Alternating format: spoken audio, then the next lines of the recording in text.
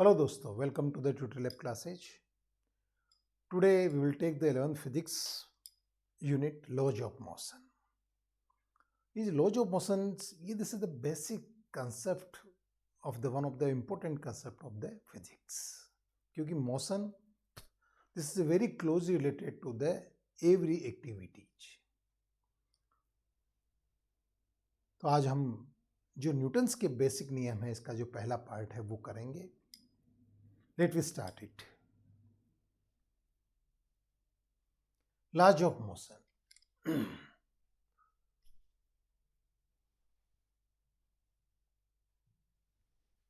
To generate a motion we need the force. आपको क्या जब भी कहीं फोर्स लगाते हैं या कहीं भी फोर्स लगता है तो अल्टीमेटली फोर्स क्या करता है, मोशन डेवलप करता है या कोई डिफॉर्मेशन विकृति पैदा करता है. So what is the force? इससे पहले कि अपन मोशन चालू करें एक बार फोर्स को रिव्यू करते हैं. To generate the motion we need the force. हमको मोशन जनरेट के लिए फोर्स जरूरत पड़ती है. And what is the force?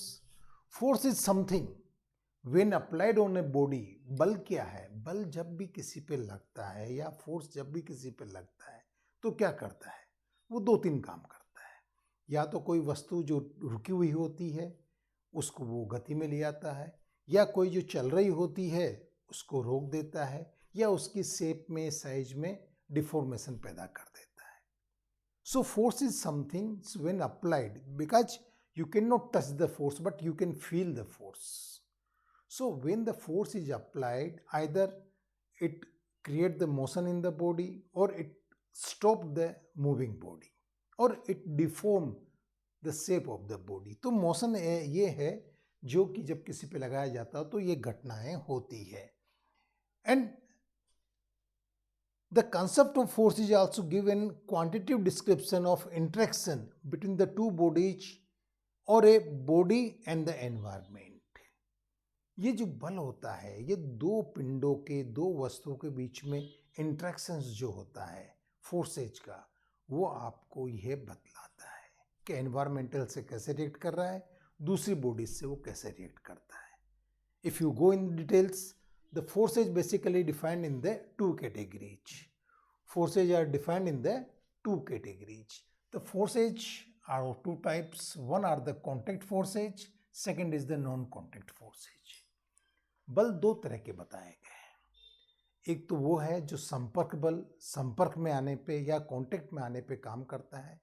दूसरा वह बल है जो नॉन कांटेक्ट बल है. अगर संपर्क में नहीं भी है कोई वस्तु, अगर they are not connected, although that force will be act and that force will be play a role in the different activities. So for example here देखिए कॉन्टेक्ट फोर्स जो कि संपर्क बल है वो क्या है?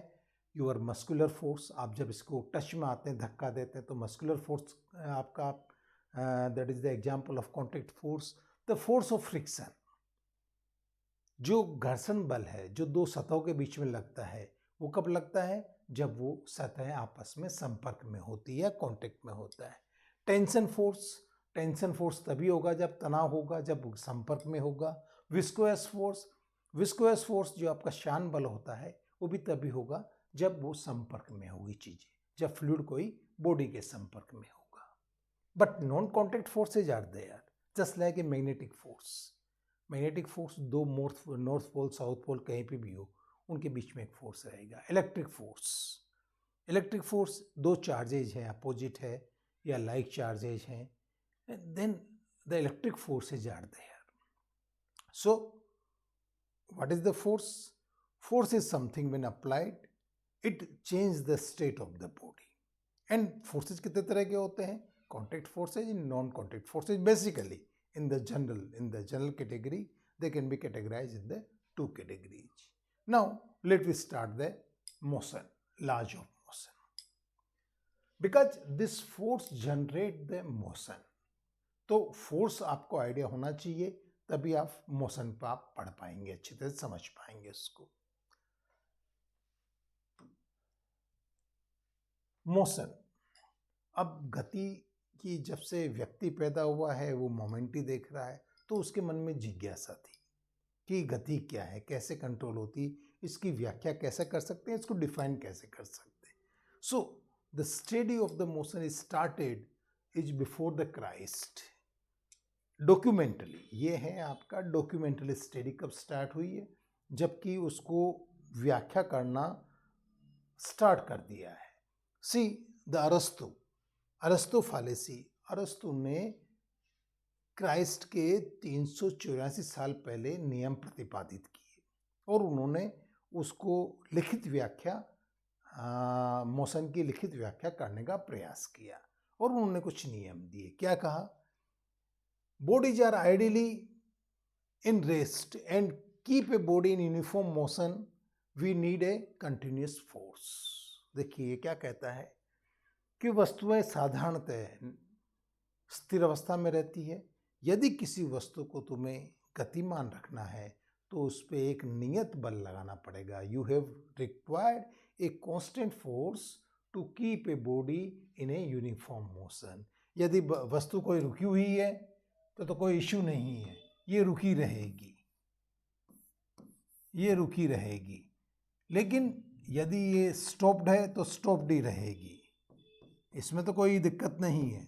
लेकिन अगर कोई वस्तु गतिमान है, ये वस्तु चल रही है, सपोज ये v वेलोसिटी से चल रही है, तो इस वेलोसिटी से चलाने रखने के लिए इसको चलाए, to keep the body with the constant velocity v, we required a certain force. Force को अपन f से व्यक्त करते हैं, वेलोसिटी या स्पीड को हम v से व्यक्त करते हैं. To maintain this velocity v, we required certain force. ये कहता है बिना फोर्स के हम किसी भी बॉडी को एक कांस्टेंट स्पीड में या यूनिफॉर्म मोशन में नहीं रख पाएंगे. बिल्कुल ठीक कहा. चलिए उसके बाद में देखिए, ये स्टडी हुई थी 384 BC, before Christ. And afterward Galileo, जिन्होंने 17वीं शताब्दी में 17वीं शताब्दी में देखिए पढ़ाई करी है. उसके बाद में कितने सालों बाद, 1800 साल बाद, क्या 2100 साल के बाद में गैलीलियो ने इसको फर्दर व्याख्या करने का प्रयास किया. उन्होंने क्या कहा? उन्होंने एक बात तो वही ही थी मोटी मोटी, लेकिन उन्होंने एक कंसेप्ट चेंज किया. वो कहता है कि जो ये कांस्टेंट फोर्स हमको आवश्यकता होती है, ये चलाए रखने के लिए नहीं होती है. This is to overcome the frictional forces due to the environment. यानी कि देखिए, this Galileo in the 1564 to 1642, ये इसका पीरियड था. He said that there is some forces of frictions due to which a moving body come to rest. Otherwise, a moving body will remain in motion infinitely. We not required a continuous force to keep the body in the uniform motion. ये कोई opposing forces है जो कि गति का विरोध करते हैं प्रकृति में. इनके कारण ये वस्तु रुक जाती है. अगर ये अपोजिंग फोर्सेज नहीं हो, फोर्स ऑफ फ्रिक्शन, जिनको नाम क्या दिया, घर्षण बल या फोर्स ऑफ फ्रिक्शन, ये फ्रिक्शन फोर्स नहीं हो तो कोई वस्तु अगर गति कर रही है तो इन्फाइनाइट टाइम के लिए समान गति से गति करती रहेगी. This concept is changed. और उन्होंने उसके लिए कुछ एक्सपेरिमेंट भी किए थे. उसके ढलान वाले एक्सपेरिमेंट थे गैलीलियो ने, जो कि किए. जब ये नीचे जाती है तो इसकी स्पीड बढ़ती है, जब ये पैरेलल रहती है तो इसकी स्पीड कांस्टेंट रहती है, और जब ऊपर जाती है तो इसकी स्पीड कम होती है. यहाँ पे स्पीड बढ़ती है, इधर स्पीड बढ़ती है, अप होगी, नीचे आएगी बॉडी तब ये आपको यूनिफॉर्मली मूव करेगी यहाँ पे, और यहाँ पे रिड्यूसिंग स्पीड होगी, ये कम होती जाएगी. तो ये बॉल ऐसे गति करती है. इस एक्सपेरिमेंट से उन्होंने प्रूव किया कि अगर इस फ्रिक्शन पे, यहाँ पे फोर्स ऑफ फ्रिक्शन नहीं है, और आप इसको फ्लैट कर दो तो ये बॉडी कंटिन्यूस रोल करती रहेगी अप टू इनफाइनाइट टाइम. सो ये दो बड़े इंपॉर्टेंट एस्पेक्ट थे जो कि न्यूटन्स के पहले दिए गए. इसके बाद में न्यूटन आए.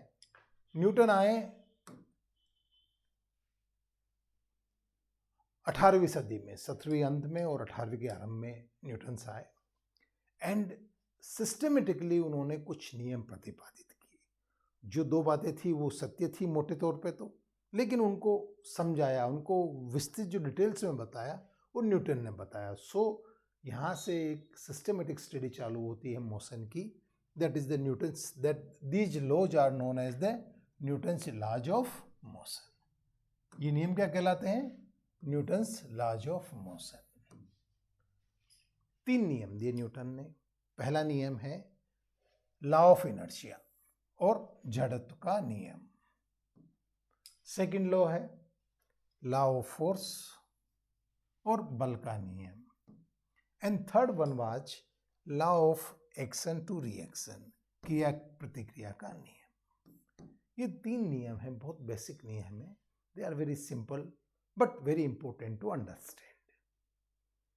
क्या कहता है the law of inertia? The law of inertia, it states that if any body, कोई body, if it in rest, ये अगर in rest में है तो ये रुकी रहेगी, it never moves। and यदि कोई body move कर रही है और any body is moving, it will be continue remain in the motion। If a body in rest, it will continue remain in the rest. If a body is moving, it will continue remain in the motion, unless or until it is not disturbed by some external force। ये body rest में है, ये कब तक नहीं चलेगी? जब तक कि इस पे कोई एक्सटर्नल फोर्स नहीं लगाया जाए। जब फोर्स लगाओगे देन इट में स्टार्ट टू मूव, तब ये चल सकती है। और ये बॉडी अगर चल रही है तो it will be never stopped unless it is not stopped by some force. ये जब तक रोकी नहीं जाएगी किसी के द्वारा, ये किसी के द्वारा जब रोकी नहीं जाएगी किसी फोर्स को अपोजिट डायरेक्शन में, ये मूवमेंट इधर कर रही थी, ये अपोजिट डायरेक्शन में रोकी नहीं जाएगी, तब तक ये रुकेगी नहीं। सो this is the very simple law कि एक अगर कोई वस्तु चल रही है तो वो हमेशा चलती ही रहेगी और जब तक नहीं रुकेगी जब तक उस पर कोई रोकने वाला बल नहीं लगाया जाए या अपोजिंग फोर्स नहीं लगाया जाए। उसके अदर हैंड पे क्या कहता है कि यदि कोई वस्तु रुकी हुई है तो वो रुकी हुई रहेगी, वो जब तक नहीं चलेगी जब तक उसको धक्का नहीं दिया जाए या एक बल नहीं लगाया जाए। This is the Newton's first law of motion. ये देखो गैलीलियो को भी ट्रू करता है, ये अरस्तु को ट्रू करता है, सब चीजों पे ये स्टैंडर्ड आ गया। So this is the first law of Newton's first law of motion. अब लॉ ऑफ इनर्शिया, इसको इनर्शिया क्यों कहते हैं? लॉ ऑफ इनर्शिया, जड़त्व का नियम। Because what is the inertia? Inertia is the tendency. Inertia क्या होती है? Inertia is the tendency to remain an object in its original state. Inertia एक प्रॉपर्टी कहलाती, जड़त्व एक गुण है पदार्थों का जो कि जिसके कारण कि पदार्थ अपनी अवस्था में रहना चाहेगा, या तो वो रेस्ट में है तो रेस्ट में रहना चाहेगा और गति में तो गति में रहना चाहेगा। एनी वस्तु जो अगर गतिमान है तो वो गतिमान रहना चाहेगी, रुकी है तो रुकी हुई जाएगी। दिस टेंडेंसी, ये जो एक प्रकृति है वस्तु की, इस प्रकृति को क्या कहते हैं अपन? जड़त्व या inertia। The tendency of to remain a body in its original state, it's said to be the inertial tendency, or it is said to be a inertia। Inertia भी 3 तरह के होते हैं। The inertia, this tendency of 3 type। First one is that inertia of rest,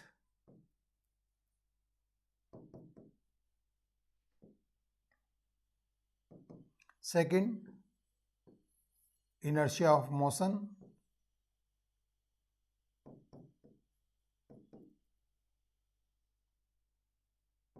and third is the inertia of direction।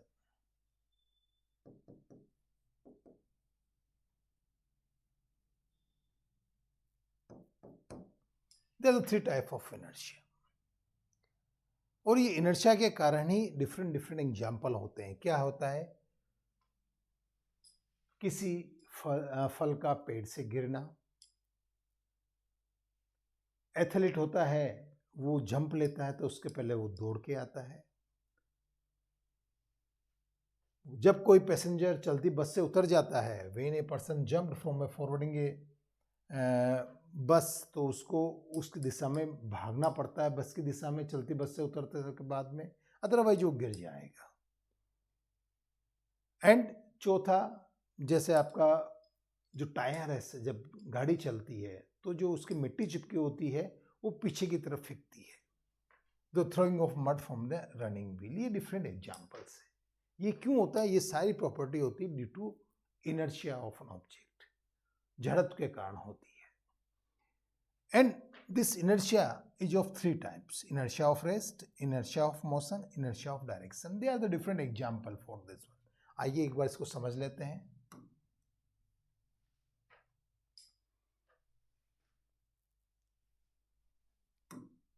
First, inertia of rest.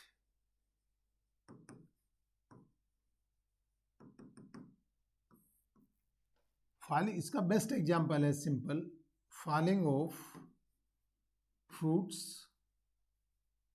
From tree. क्या होता है, normal अवस्था में एक पेड़ एक स्टेबल रहता है, फल लगे रहते हैं उसके, दिस इज द ओके, ये रहता है। लेकिन जब हवा चलती है तो क्या होता है, ये पेड़ की टहनियां हिलती है। ये हिलती है तो ये जो चीजें हैं अधिकांश इसके स्टेबल रहना चाहती है, तो हिलती है तो जो फ्रूट्स होते हैं वो वही रहना चाहते हैं, तो एक बल लगता है दोनों के बीच में, फ्रूट टूट जाता है और नीचे गिर जाता है। अनदर एग्जांपल ले लो, this is due to the inertia of rest, because ये फल रेस्ट में रहना चाहेगा, ये फल रेस्ट में रहना चाहेगा, रेस्ट में रहने के लिए ये टूट जाएगा, पर ये रेस्ट में रहना चाहेगा, टूट जाएगा तो नीचे गिर जाएगा due to gravitational force. Second example आप देखिए, when a bus started suddenly,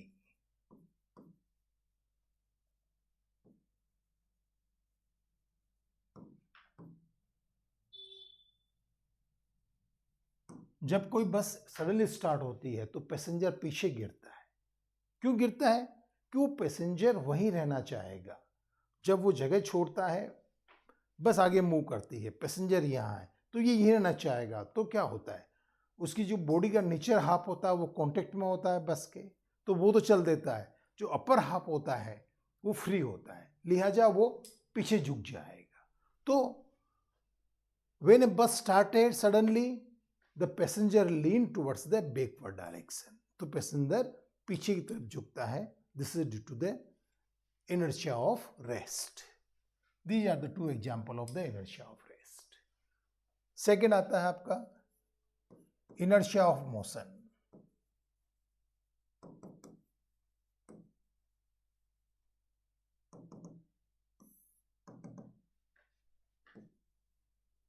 When a bus suddenly stopped,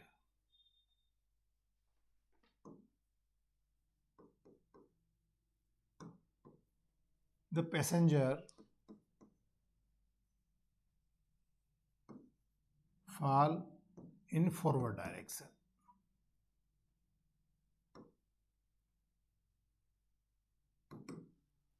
जब कोई बस चलती हुई एकदम रुक जाती है तो जो पैसेंजर होता है वो आगे गिर जाता है। क्यों होता है? देखिए, अब जब मोशन में है पूरी बॉडी तो वो मोशन में रहना चाहेगी, उसके पैर कांटेक्ट में है बस के, तो जैसे ही ब्रेक लगेंगे उसके सबसे पहले रेस्ट में क्या आएंगे, फीट्स उसके रेस्ट में आ जाएंगे, but the upper body continuously tends to be in move, वो चाहेगी कि वो लगातार मूव करती रहे upper body, so he will fall forward, क्योंकि बॉडी आगे भागेगी, पैर वहीं रह जाएंगे। जब आपके पैर वहीं रह जाएंगे, बॉडी आगे झुकेगी, तो अल्टीमेटली आप आगे गिर जाओगे। दूसरा एग्जाम्पल देखिए, जब सडनली कोई पैसेंजर उतर जाता है चलती बस से, जब चलती बस से कोई उतरता है एकदम, तो क्या होता है, बस चूंकि चल रही होती है, उसके फिट मोशन में होते हैं, उसकी बॉडी पूरी मोशन में होती है। जब वो जंप कर जाता है, धरती पे लैंड करता है, तो धरती क्या है, सब रेस्ट है। चूंकि पृथ्वी धरातल रेस्ट में होता है, तो उसके सबसे पहले रेस्ट में क्या आता है, उसके पैर रेस्ट में आते हैं। बट जो अपर बॉडी है, that continuously want to move forward. अतः क्या होगा, उसके पैर तो हो जाएंगे रेस्ट में और बॉडी मूव करना चाहेगी, इट मीन्स वो आगे की तरफ गिर जाएगा। थर्ड है आपका जो अपन ने पढ़ा, this is the inertia of direction.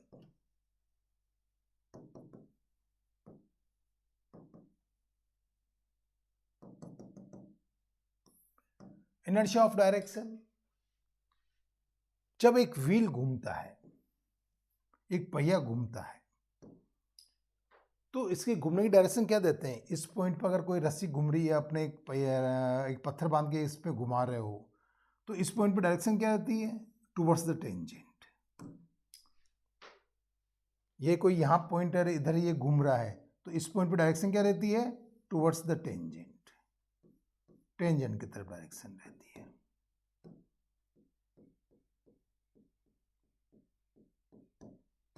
आपने देखा होगा जब मिट्टी या कीचड़ टायर के चिपक जाता है, तो वो जब व्हील चलता है, ये व्हील चलता है आपका,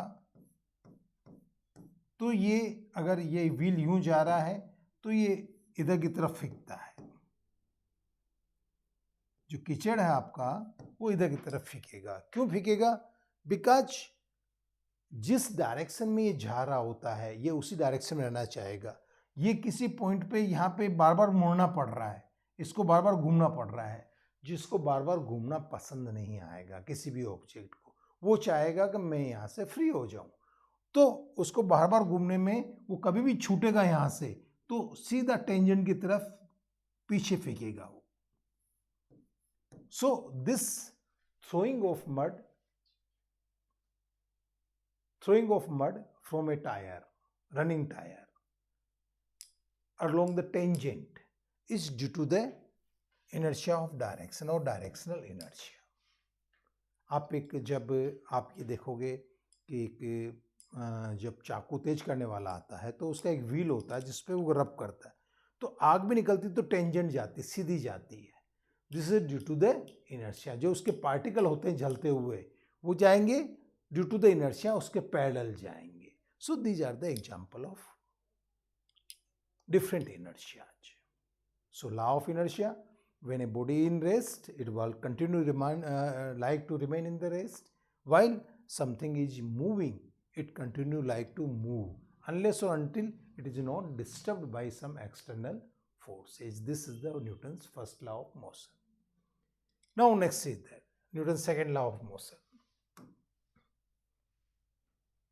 Newton's second law of motion is said to be the law of force or law of acceleration.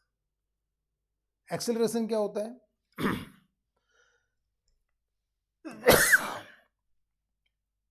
Acceleration is the rate of change of velocity, is nothing but the, you can say, delta v upon delta t, the rate of change of velocity. जब force लगाते हैं तो उसकी velocity change होती है। And ये किससे measure करते हैं अपन, एक्सेलरेशन से। Newton second law of motion कहता है the applied force on a body, या you can say the acceleration produce in a body is directly proportional to the applied force on it. The acceleration produced in a body is directly proportional to the force applying on it. So the acceleration produced in the body is proportional to the applied force. this is a Newton's second law of motion. कि जो त्वरण उसमें उत्पन्न होता है वो किसके समानुपाती होता है, वो लगाए गए बल के समानुपाती होता है। So you can this say, or F is equal to ma, where m is the constant and this is known as the inertia of the body. Inertia, or you can say mass of the body.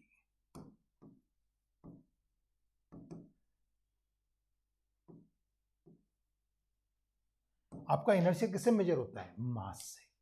मास एक the physical quantity जो major कर सकते हैं. Inertial tendency किससे major कर सकते हैं? Mass of the body. So F is equal to ma. This is the Newton second law of motion. आप इसको ऐसे भी डिफाइन कर सकते हो, क्योंकि A equal to delta V upon delta T.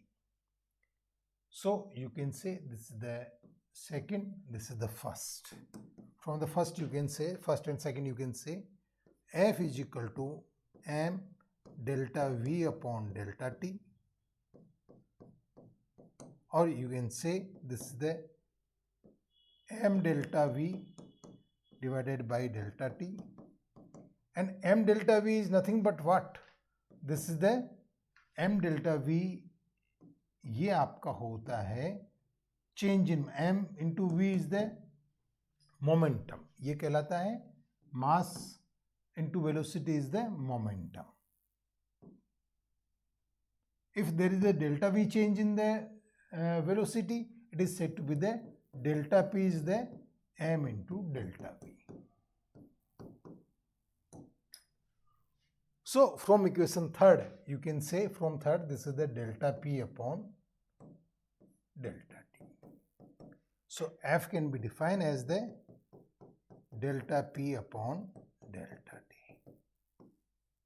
और यहाँ से आप इसकी डेफिनेशन को डिफाइन कर सकते हो Newton second law of motion की.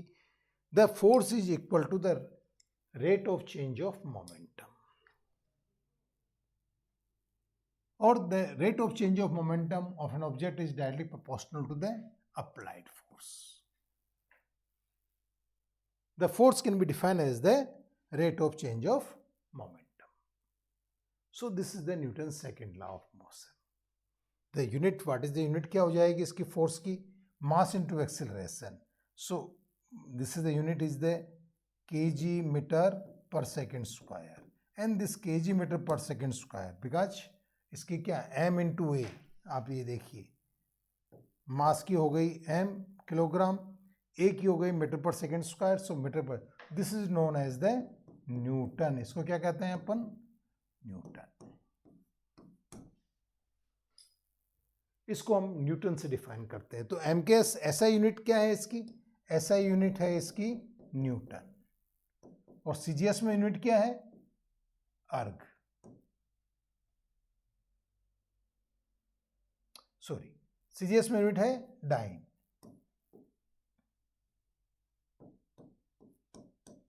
अर्ग आएगी आपकी work unit.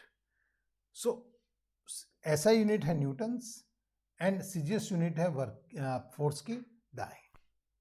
And 1 newton is equal to 10⁵ dine.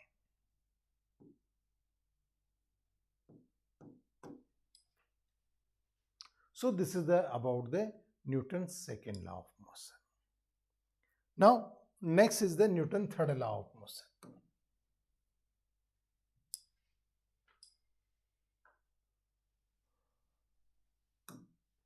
Newton's third law of motion. Newton's third law of motion is the action to reaction, law of action to reaction, क्रिया प्रतिक्रिया का नियम.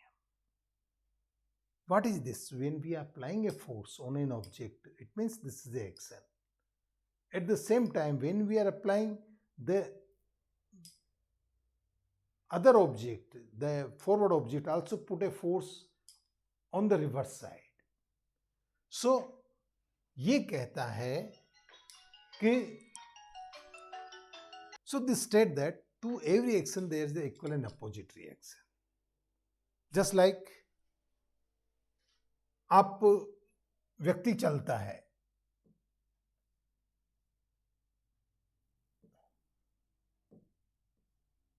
तो ये धरती को धक्का देता है पीछे की तरफ.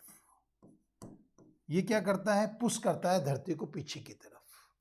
ये पुश करता है तो धरती इसको पुश करती है आगे की तरफ. सो this is the action, this is the reaction. आसान समझ लीजिए, एक स्विमर है, वो पानी को पीछे फेंकता है, वो पानी को पीछे फेंकता है, ये पानी को पीछे फेंकता है दोनों हाथों से, ये पीछे फेंकता है, तो दिस इज द एक्शन, ये क्या इसका एक्शन है। तो वाटर को ये पीछे फेंकता है, तो दिस इज द एक्शन। तो बदले में क्या होता है, पानी इसको आगे फेंकता है, दैट इज द रिएक्शन। पानी इसको आगे फेंकता धक्का है। जैसे नाव देख लीजिए, एक नाव में भी यही होगा। आप जब चप्पू चलाते हैं नाव में, तो क्या है, आप जब चप्पू चलाएंगे यहां पे, तो आप चप्पू से पानी पीछे फेंकते हैं, दिस इज द एक्शन। ये पानी आपका पीछे फेंकोगे आप, तो आपकी नाव किधर जा रही है, आगे की तरफ जा रही है, दिस इज द रिएक्शन। एक बंदूक देख लीजिए, एक जब आप गोली छोड़ोगे, या रॉकेट देख लीजिए, उससे अच्छा है, रॉकेट का एग्जाम्पल है। एक रॉकेट है, ये गैसेज निकलती है इससे बर्न होके, दिस इज द एक्शन। तो एक्शन यहां पे हुआ, तो रिएक्शंस क्या होता है, रॉकेट पे होता है, और ये रिएक्शंस होके रॉकेट ऊपर जाता है। So to every action there is the equal and opposite reaction. So these action and reactions act on the different bodies. देखिए यहां पे एक्शन किस पे है, अर्थ पे है, और रिएक्शन किस पे है, बॉडी पे है। यहां पे एक्शन किस में है, वाटर पे है, रिएक्शन किस पे है, बॉडी पे है। यहां पे एक्शन किस में है, वाटर में है, रिएक्शन किस में है, आपके नाव पे है। यहां पे एक्शन किस में है, द गैसेज पे है, यहां पे नीचे एनवायरमेंट में गैसेज पे एक्शन हो रहा है, गैसों को धक्का दे रहे हैं अपन। रिएक्शन किस पे है, रॉकेट पे है। So to every action this is the equal and opposite reaction, and this is the very important law. ये भी बड़ा इंपॉर्टेंट लॉ है। So the forces always occur in the pair. ये क्या कहता है, the forces is occur in the pair in the nature. जोड़े में फोर्स निकलते हैं। So this is the law of action to reaction.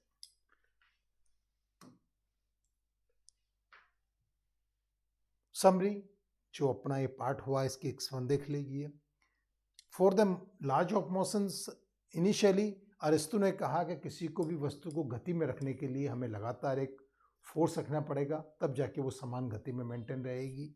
उसके बाद में गैलीलियो ने कहा कि ये फोर्स क्यों लगाना पड़ता है, क्योंकि फोर्स ऑफ फ्रिक्शन है, अपोजिंग फोर्सेज होते हैं, उनके अगेंस्ट में लगाना पड़ रहा है। अगर ये नहीं होते तो ये इन्फाइनाइट काम चलती रहती, एक कोई बॉडी मूव कर रही है वो इन्फाइनाइट मूव करती रहती अगर फोर्स ऑफ फ्रिक्शन नहीं होते। Then later on the Newtons ने इसकी स्टडी करी है, Newtons have given the 3 law. Newtons ने 3 नियम दिए, एंड उनका 3 नियम आज भी ये लागू होते हैं। लॉ ऑफ इनर्शिया,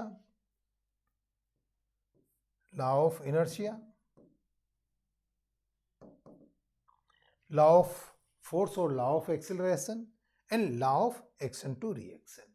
ये 3 नियम दिए। ये इन नियम की जो these are the known as the basic law of motion. इनकी सहायता से हमने काफ़ी चीज़ों को, गति को समझ पाए हैं और समझ रहे हैं। सो इसके जो बेसिक एप्लीकेशंस आते हैं 11th में, जो आपके आते हैं, horse cart systems, apparent weight of man in an elevators, motion of connected bodies. ये एक घोड़ा कैसे गाड़ी को खींच पाता है, वो फोर्सेज का स्ट्रक्चर आप देखेंगे।